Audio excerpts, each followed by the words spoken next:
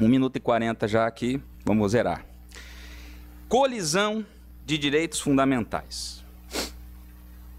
Bom, nós estamos diante de um dos temas mais difíceis, de maior debruçar dos cientistas do direito, de maior complicação na hora de arbitrar esses direitos, de maneira a conseguirmos criar soluções pacíficas de controvérsias. Nós inauguramos essas eras de direitos há poucos séculos. De maneira civilizacional, é pouco tempo na história da humanidade para nós podermos acomodar esse processo de eu tenho direito, você tem direito, nós temos direito.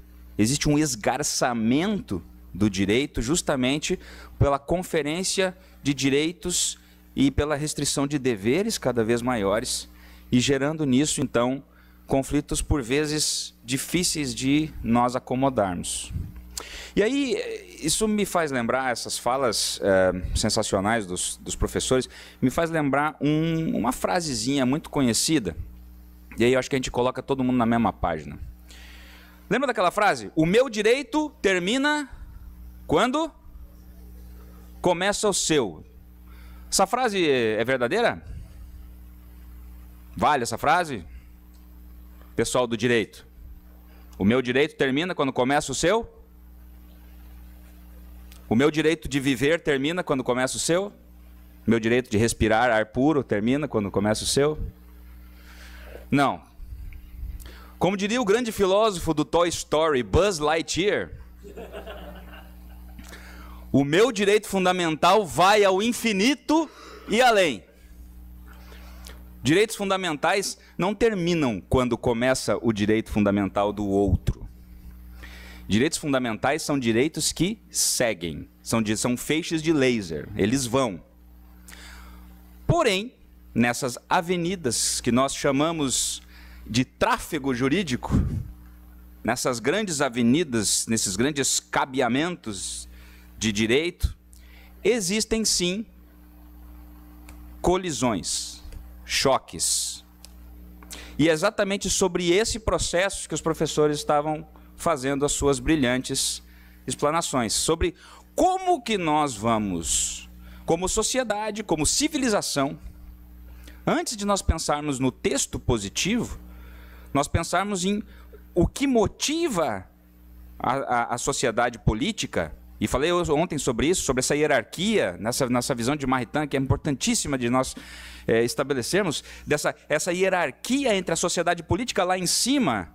Professor Roberto lembrou do texto preambular constitucional dizendo qual é a fonte da soberania, inclusive é um dos motivos da laicidade, né? A laicidade foi quando a soberania saiu de cima e veio para baixo, saiu da soberania de quem realmente é soberano e veio para parar na soberania do povo. Mas, enfim, é o estabelecido na quadra da modernidade. E o povo, então, esse conjunto de forças vivas, com interesses muitas vezes conflitantes, estabelece uma maneira como vai regular aquilo que é bom, aquilo que é mal, e regular os conflitos. Bom, quando existem, a partir desses parâmetros, um texto fundamental que vai ordenar a vida, e por isso não a minha crítica, mas o meu lamento de que no sistema meio cartesiano que nós ainda temos nas universidades, o direito constitucional fique tão no início da faculdade, quando na verdade, e é óbvio, ele é fundante, precisa estar ali, mas na constitucionalização de todo o direito, a gente começa a compartimentar, e lá no fim do curso a gente esquece da íntima conexão que existe da árvore dos direitos autônomos, dos ramos autônomos com o tronco, que é a Constituição. Por isso o constitucionalismo tem que estar presente em toda a nossa jornada e também para adiante. O grande ponto, e aqui eu termino pelo menos de falar sobre teoria de colisão, porque isso já foi explanado de maneira brilhante aqui, é justamente como nós vamos dirimir o problema na liberdade religiosa sem virar salada russa, que é nós falarmos as coisas até a vírgula e depois acabarmos com o seu sentido por colocar a vírgula, e coloca a vírgula quem é comandante, quem pode, né? Sentado numa cadeirinha lá na Praça dos Três Poderes. Liberdade religiosa e liberdade de crença são direitos fundamentais. Liberdade religiosa e liberdade de crença precisam ser compreendidos como direitos fundamentais em si, separados. Direitos fundamentais com núcleos essenciais diferentes. Então, para colocar todo mundo nessa página, o direito fundamental, ele existe como normalmente um feixe de vários tipos de direitos que são interrelacionados, mas eles têm núcleos.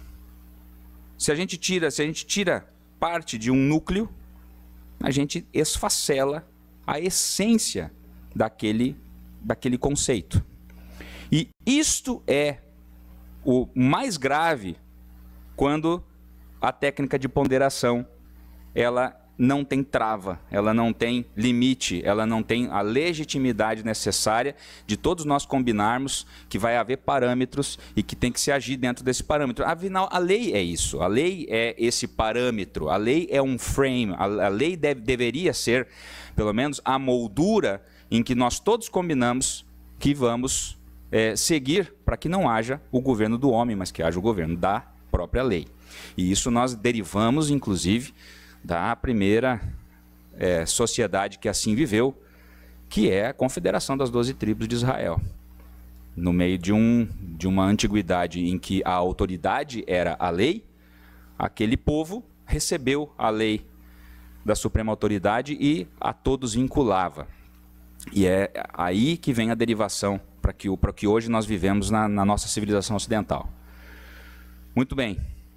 Então, se nós vamos pensar sobre núcleos essenciais, e pegando o gancho, e eu estava errado, era 811 mesmo, não era 811, a DPF.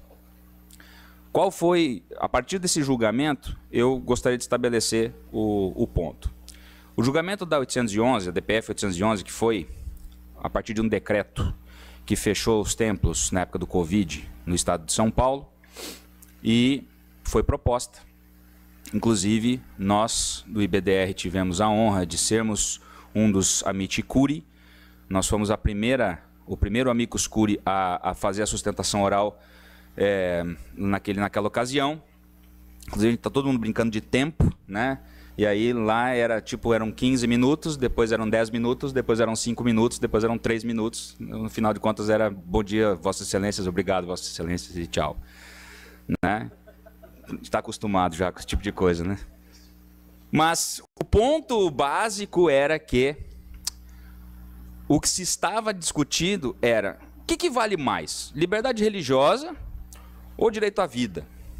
Liberdade religiosa ou direito à saúde? Se são todos direitos fundamentais, como é que a gente acomoda essas melancias na carroça? E os ministros, infelizmente, usando a técnica da ponderação, torceram a técnica da ponderação e distorceram a técnica da ponderação, justamente quando eles misturaram núcleos essenciais de direitos diferentes. Qual é o núcleo da liberdade de crença? Então, a liberdade de crença é uma liberdade de ação íntima. A liberdade de crença tem a ver com aquele conjunto de valores que me conformam o meu pensamento e que são, de acordo com o meu pensamento, uma adesão intencional a um conjunto de valores que eu enxergo como sendo aqueles a que eu vou aderir, ou, em outras tradições, é ainda mais profundo, como na tradição cristã, onde é um compromisso de consciência a partir de uma revelação que foi onde eu fui alcançado e que eu já não consigo mais enxergar a vida a não ser através desta lente. Isso é a essência desta ação íntima, da minha vida interior. E isso se traduz num feixe de direitos, num cluster right. Qual o feixe de direitos é?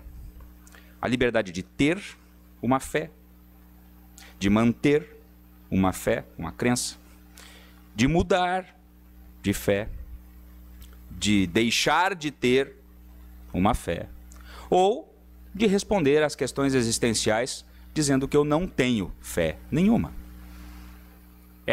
Esse é o feixe de direitos, ou seja, se nós pudéssemos resumir em uma palavra, o núcleo essencial da liberdade de crença é a oração. É a oração. Já o núcleo essencial da liberdade religiosa, ou seja, os doutrinadores, e aí a gente puxa a brasa para os assados dos nossos professores, né? E o professor Jonatas Machado, professor querido, diretor da Faculdade de Direito de Coimbra e mestre de todos nós aqui, que militamos na liberdade religiosa, ele coloca isso como o belief, como a ação íntima, o belief. Muito bem, ademais disso nós temos então um outro feixe de direitos, que é a liberdade religiosa. A liberdade religiosa, ela é a transcendência, ela é a exteriorização do meu mundo interior.